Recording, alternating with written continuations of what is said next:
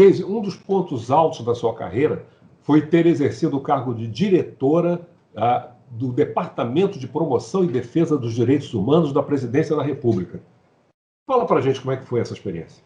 Bom, essa experiência foi uma experiência muito importante na minha vida, né? Em 2011, esse ano vai completar 10 anos, recebi um convite da ministra Maria do Rosário para trabalhar na Secretaria de Direitos Humanos com a questão de política criminal e penitenciária, direitos humanos e relações raciais. E durante um ano eu fui assessora, a primeira negra assessora dentro do gabinete da ministra na Secretaria de Direitos Humanos da Presidência da República. Aí, quando foi no outro ano, de 2012, ela me chamou e me ofereceu a vaga como diretora do Departamento de Defesa, onde eu teria, né, devido ao meu trabalho, a responsabilidade, né, de cuidar sobre trabalho escravo, prevenção e combate à tortura, né, população idosa, população LGBT, trabalhar também com a questão de educação e direitos humanos. Então, eu tinha mais ou menos 10 coordenações, né, e trabalhar também com o programa de proteção a vítimas e testemunhas e o programa de defensores de direitos humanos. Então, essa experiência, para mim, ela foi muito importante, porque eu fui a primeira negra diretora de um departamento na história da Secretaria de Direitos Humanos da Presidência da República, né, junto com meu companheiro, amigo, Bruno Teixeira, que foi o primeiro negro ouvidor nacional de direitos humanos da Presidência da República.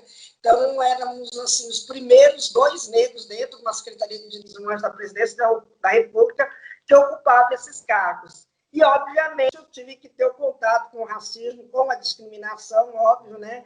E não foi nenhuma, nem 2 vezes. Entre uma das vezes, eu e meu amigo, a gente ia para as reuniões da Secretaria-Geral da Presidência da República e as pessoas perguntavam: vocês trabalham na Fundação Palmares? Vocês trabalham na CEPI? E aí a gente se olhava e falava: não, a gente trabalha na Secretaria de Direitos Humanos da Presidência da República. Quer dizer, os não lugares, né? Os lugares que nós, negros, não podemos ocupar. Mas não se supõe que a gente ocupe esses lugares. Exatamente, né, Denis? O fato de ser uma mulher negra, né? Ser diretora de um departamento sob a coordenação de 10 áreas extremamente, né, neurálgicas, né? Como é que pode uma mulher negra ocupar aquele lugar que secularmente sempre foi ocupado pelos brancos, né, bem nascidos, bem alimentados, filhos de alguém e com sobrenome pomposo, não Benedito como o meu, né? E aí, essa foi uma das questões, fora os apertos de mão, né, Medeiros? Quando as pessoas pegam na metade da sua mão, né, as pessoas vão cumprimentar você, vão pegar pela metade da sua mão, né? E não te cumprimentam, não te reconhece, né?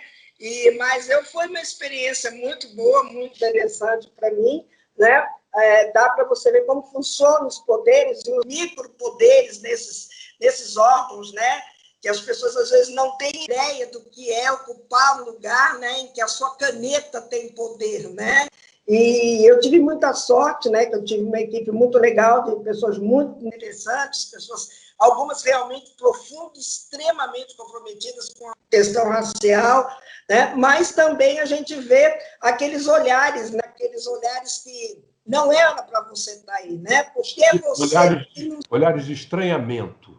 Eu não chamo de estranhamento, eu acho que são olhares racializados mesmo, sabe, de acharem que a gente não tem competência. Eu, por luz e glória, né, da equipe técnica celestial, tudo, não tive nenhum problema grave no programa de proteção e testemunha, nunca teve assassinatos, não tive problemas graves com o programa Defensores de Direitos Humanos, não tive nenhuma morte, né, durante a minha gestão. Né? E eu acho que isso foi muito importante para mim. O grupo da população de rua, que eu também era coordenadora, né, do programa de população de rua, sempre foi um programa fantástico, principalmente que a maioria dessa população de rua é a população negra. Né? Eu tive um coordenador excelente, que é o Carlos Eduardo, né, que é uma pessoa maravilhosa. Então, negro, um jovem negro, psicólogo, atuante na área de população de rua. Então, eu acho que, ao mesmo tempo que trazia alegria para alguns negros que trabalhavam na Secretaria de Direitos Humanos, né, trazia o desconforto para os pseudos brancos, né, os brancos, né, antirracistas, né, os famosos brancos antirracistas, que está tudo bem até a hora que você não senta numa cadeira né, que sempre foi destinada a eles. Aí a gente vê como o racismo aparece. Mas, para mim, foi uma experiência interessante de ter sido a primeira diretora desse departamento e, principalmente, ter conseguido uma conquista interessante, que foi durante a minha gestão, que foi a criação do Mecanismo Nacional de Prevenção e Combate à Tortura.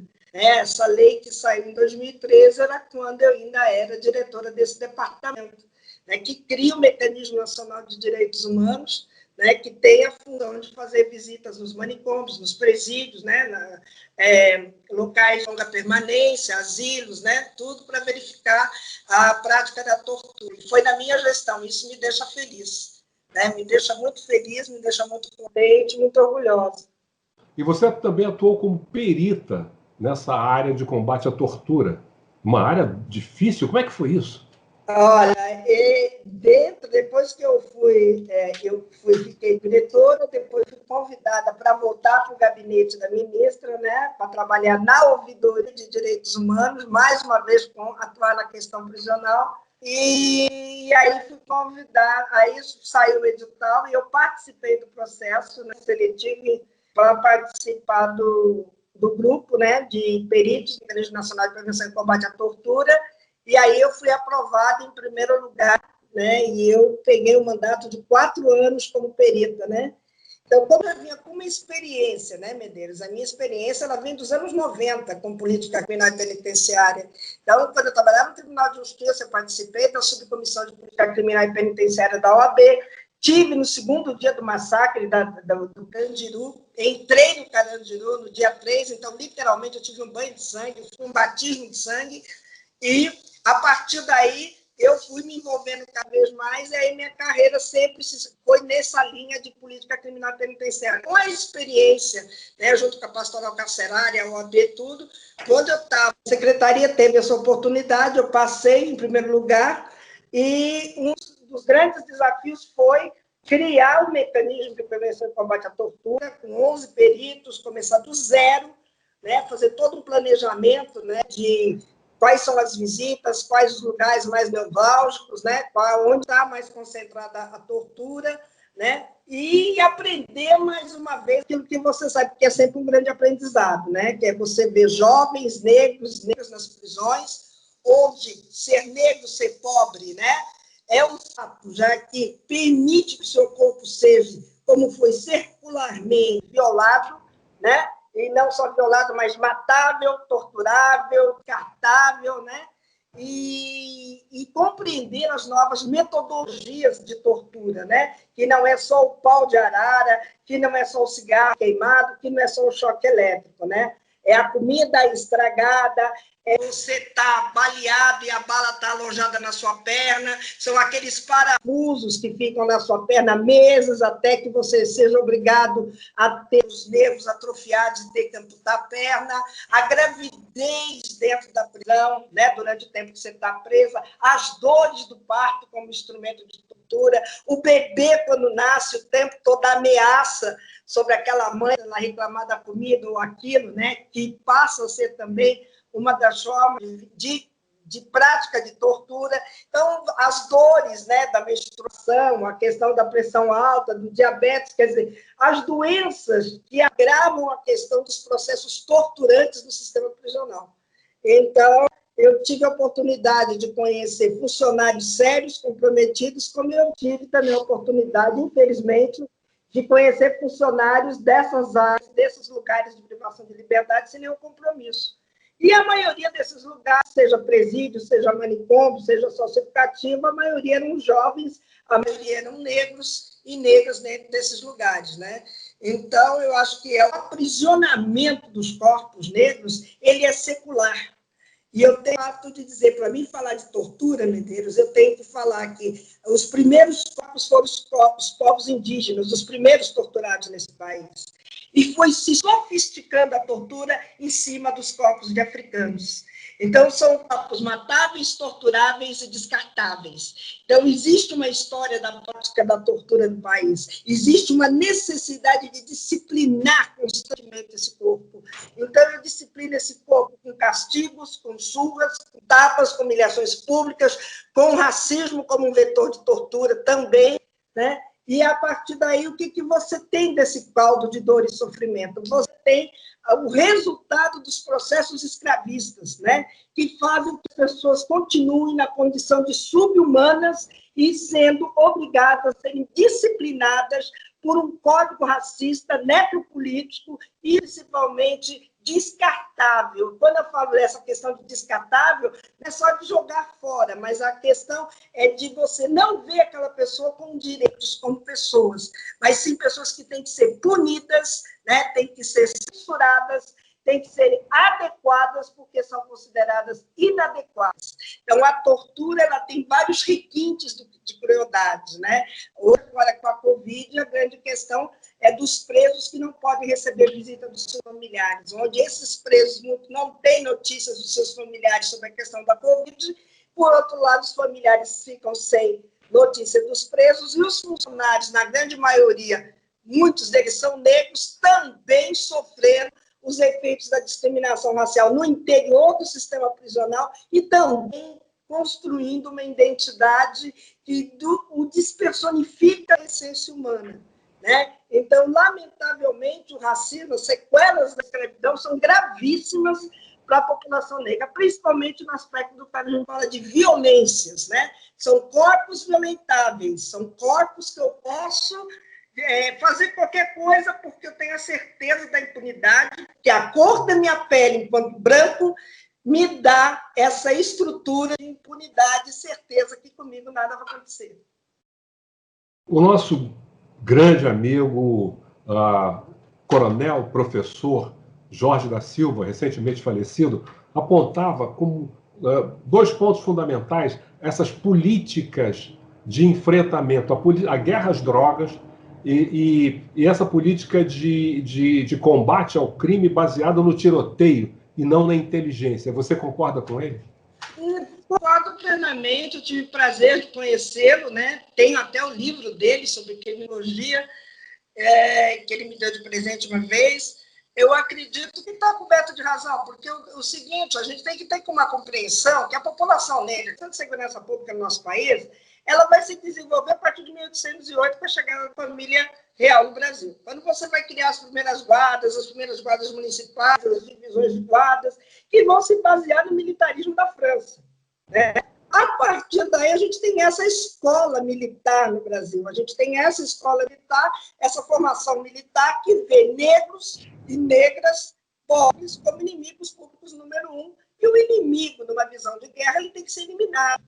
Né? Independente da cor, né? Independente de onde ele esteja, ele é inimigo, ele tem que ser eliminado. E aí você não usa a inteligência, você usa o abate. O objetivo é abater, porque é inimigo. Então, eu atiro, e eu atiro para matar. Então, você morar, como nas favelas do Rio de Janeiro, você morar nas favelas de São Paulo, Minas Gerais, Salvador, Pernambuco, qualquer lugar onde tem São Gonçalo, que tem uma população pobre, a violência institucional vai ser muito maior. Vai ser maior porque aquilo é tido como inimigos. Entendeu? São tidos como inimigo. O cara sai 4 horas da manhã para trabalhar, chega 10 horas da noite, não interessa, ele mora numa área que é considerada território inimigo. Então, eu vou atirar para matar, porque eu tenho que proteger o Estado, a sociedade. E a sociedade que eu tenho que proteger é uma sociedade branca, bem nascida, bem alimentada. Nós não vemos abordagens violentas, né? Abordagens policiais violentas em bairros nobres. Né? A gente vê isso onde está concentrada a população negra. E isso é uma prática geral em todas as polícias. Eu não posso dizer que a polícia de São Paulo, de Minas, do Rio Grande do Sul, é todas as polícias. Então, você teve a construção de uma identidade criminosa negra, né, desde o período da escravidão, né, os jovens que fugiam, né, jovens escravizados que fugiam em busca da liberdade eram tidos como inimigos públicos. Tanto que o termo captura, né, quando a gente vê naqueles anúncios, né, procura-se escravos, assim, que capturar é o mesmo termo que tem hoje nas delegacias, né, divisão de capturas. Então, essas pessoas ainda são capturadas, né, são tidas como escravos fugidos e perigosos. Você tem uma construção, e essa construção antecede Lombroso, Nina Rodrigues, Gobineau, né, eu estou falando de 1700, eu estou falando de 1600, eu estou falando de 1800, né? Então, você teve uma construção de uma identidade criminosa negra por simplesmente buscar a liberdade. Entendeu? Então, quer dizer, essa forma de abordagem policial sempre truculenta, sempre violenta, ela vê num jovem negro, numa mulher negra, um inimigo público número um, não um cidadão que trabalha, que paga seus impostos, né? Não, é visto que é o responsável do salário, do soldo do soldado, né? E aí não é visto assim. E é o artigo da Constituição que fala de segurança pública, né? Então, eu até uma vez eu fiz um debate, fiz uma palestra na Rota que eu falei, quem são os que mais lidam com violação de direitos humanos?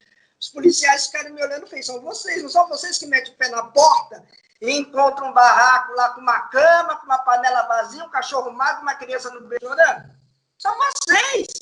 Então, vocês lidam com violação de direitos humanos. E segurança pública é direito humano, está lá no artigo 5º, né? Mas, lamentavelmente, a forma, né, que é desenvolvida as polícias militares com essa ideia do inimigo, do combate, e o combate da criminalidade, né, se dá com o combate de pessoas que moram em áreas vulneráveis. Quando que, na verdade, a criminalidade não está em áreas vulneráveis. Ela está nas mansões, ela está nos bairros nobres, ela está nos governos, ela está por aí, entendeu? Deise, muito obrigado pela sua participação. A gente poderia continuar falando durante horas, dado o conteúdo que você tem, tanto de conhecimento quanto de experiência ou de conhecimento associado à experiência. Muito obrigado pela sua participação, repito, e espero que a gente possa voltar a se encontrar nesses debates, enfim, contribuindo para melhorar o conhecimento dos brasileiros, de maneira geral, sobre a questão racial no Brasil. Obrigado. Eu que agradeço, vocês sabem que a gente está junto, precisando é só dar um salve, eu que agradeço o prazer de estar aqui com vocês. Podemos conversar outras vezes, sim, aprofundar a questão da criminologia crítica e as relações raciais no Brasil. Essa construção perpétua dessa identidade criminosa negra que atinge homens e mulheres negras no nosso país. É fundamental a gente aprofundar esse discurso, essa discussão e talvez criarmos novas alternativas. Eu agradeço o convite, um forte, caloroso abraço para vocês, saudade, e que a gente possa continuar conversando. Eu agradeço a todos que estão assistindo. Muito obrigada pela oportunidade. Beijo.